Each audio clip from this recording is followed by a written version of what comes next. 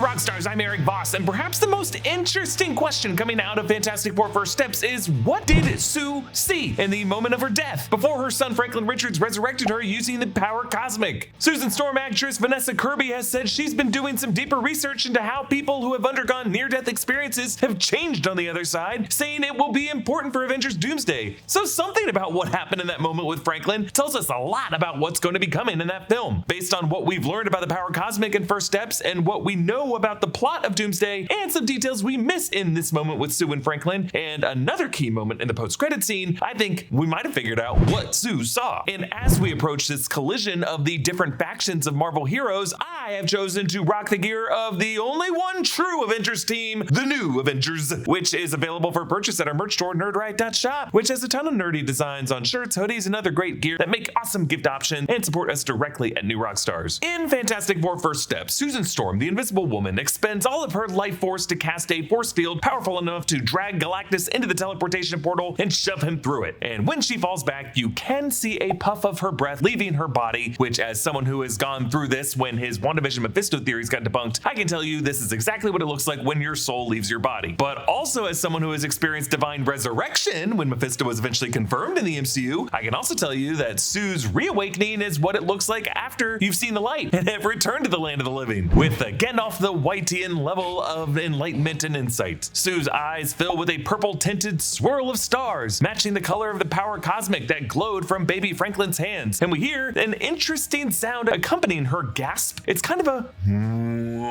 like a hum and a whoosh that, if I'm not mistaken, matches the sound effect that we hear and that Sue definitely hears as she rounds the corner in the Baxter Building living room in the post-credit scene of the film to find her son Franklin Richards with this creeper in the green hood, Dr. Doom. I had assumed that sound effect could have been the sound of Doom's time door, you know, the square-shaped portal that he uses to teleport in and out of places. But I always wondered, why would Sue react with sudden fear upon hearing that sound? How would she even know what that sound was? Now I feel like Sue's skin is crawling because this is a sound she remembers hearing the moment she was dragged back into life from wherever she was in death. It's a sound of the power cosmic. It's not the sound of Doom's arrival. It's the sound of whatever Dr. Doom and Franklin Richards were doing together in that moment. And I've speculated in past videos that Franklin Richards is not necessarily healing the scarred face of Dr. Doom, but it's rather connecting with him via the power cosmic. When Sue awakens, baby Franklin claps with glee. Now, it's a very sweet moment that the film's director, Matt Shackman, confirmed was not CGI, but a real thing that the baby who played Franklin, Ada Scott, did spontaneously in one of the takes. This according to an interview with USA Today. Shackman said it was a really important moment and Ada knew it was time to turn it on. It was kind of crazy. She seemed to understand, and I don't know how, what the scene was about. She was fully engaged with Vanessa and was hyper-focused. Her little hands going down on the chest, that's her. The clapping after Vanessa comes back to life, that's her. That's all in camera. So the clap wasn't scripted, and I don't think we can infer any actual intentionality by a baby actor, but if Marvel wants, they could revisit this clapping in the future as a gesture that the older versions of Franklin could do, or really any similarly powered reality warper could do, similar to Thanos' snap, but instead of a snap that violently ends the lives of half the universe or awkwardly brings them back, the clapping could be the new multiverse saga version of the gesture in which a god-powered being claps on the birth of a universe, or similar to what Peter Pan tells the audience to do in the Peter Pan play to bring fairies back to life. You clap. After looking in the eyes of her son, Susan turns to Reed and says, "He's not us, he's more." This refers to the conversations the two had throughout the film, working through Reed's fears that parents like them, whose cells and genes had been warped by cosmic radiation, might produce an offspring that's a bit of a monster, fears that even seem to have been confirmed when Galactus identified Franklin as his destined successor for the power cosmic and the throne to the never-ending hunger to devour worlds. Reed and Sue also worried that Franklin would inherit the qualities that they disliked the most about themselves and each other. For Reed, that was his instinct to invite the worst thoughts into his head and, for lack of a better term, doom spiral. But by he's more, Sue is realizing that Franklin has powers beyond what either of them could even comprehend, and that could be something the multiverse really needs. Cat people know cats are picky eaters. It's like having a toddler that pees on your furniture because somehow straight tuna from the can isn't good enough. A few months ago, I started feeding my cat Smalls, and holy hell, is it nice to find something she actually actually loves for once. Smalls was started back in 2017 by a couple of guys at home cooking cat food in small batches for their friends. A few short years later, they've served millions of meals to cats across the US. The team at Smalls is so confident your cat will love their product that you can try it risk-free. If your cat won't eat their food, you'll get a refund. Smalls is made with preservative-free ingredients you'd find in your fridge, and it's delivered right to your door. That's why Cats.com named Smalls their best overall cat food. And yeah, I used to just feed my cat kibble, but when was the last time you really looked at the ingredient list? So many cat brands fill their food with mysterious meat byproducts, artificial flavoring, and preservatives with names that I just can't even pronounce. It's basically just junk food. And that's probably why after switching to Smalls, 88% of cat owners reported overall health improvements. For a limited time only, because you are a new Rockstars listener, you get 60% off your first Smalls order plus free shipping when you head to smalls.com/newrockstars. That's 60% off when you head to smalls.com/newrockstars plus free shipping. Again, that's smalls.com/newrockstars. Last week, MovieWeb interviewed Vanessa Kirby to promote her new Netflix film, Night Always Comes, and the actress confirmed that Susan Storm's death moment in Fantastic Four First Steps is, quote, a key moment that informs Sue's future in Avengers Doomsday. She said, quote, I've been thinking a lot doing Avengers stuff about how someone that's been through, in the space of basically a week, someone who has given birth and has died and come back to life, how a death experience like that would change you. Now, there is a ton of reading and podcast listening you could do about people who have underwent transformative near-death experiences. Jonathan Goldstein's Heavyweight podcast, episode number 12, Jesse, is a great place to start. Thanks to my buddy Allison for recommending that episode. Meanwhile, Marvel Hawkeye actor Jeremy Renner talked about his near-death experience from a snowplow accident in 2023, and his description is wild. He said, quote, it's the highest adrenaline rush, but the peace that comes with it, it's magnificent, it's so magical, I didn't want to come back. I remember I was brought back and I was so pissed off. I came back, I'm like, aw. I came back and saw my eyeball, and I'm like, oh shit, I'm back. Being a man that didn't want to come back has made me really able to be back here and live it on my terms as a captain of my own ship and get on it or off it. I don't give a